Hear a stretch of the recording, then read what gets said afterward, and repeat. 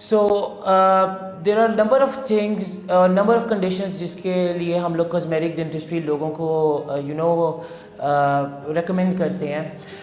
One of the most common reason ہے کہ پاکستان کے اندر بہت زیادہ کھارا پانی ہوتا ہے اور اس کی وجہ سے دانتوں میں ایک کنڈیشن ہو جاتی ہے جس کو ہم کہتے ہیں فلوروسس.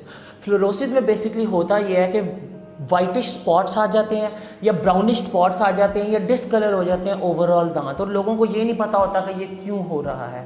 یہ ایک کنڈیشن ہوتی ہے جو ارریورسیبل ہو جاتی ہے اور دانتوں کے ساتھ کمپلیٹلی ان کو بدصورت کر دیتی ہے. اس کے علاوہ ملٹیپل کنڈیشنز ہوتی ہیں جس کے کسی کے دانت ایکسیڈنٹ میں ٹوٹ گئے ہیں، کسی کے نیچرلی دانتوں میں کوئی پرابلم آ گئی ہے، کسی کے دانت ٹیڑھے میڑھے آ جاتے ہیں، یعنی مائنر حد تک ٹیڑھے میڑھے آ جاتے ہیں. کوئی بھی ایسی کنڈیشن انسان کی ارائز ہو جائے جس کی وجہ سے اس کی اسمائل کمپرومائز ہو.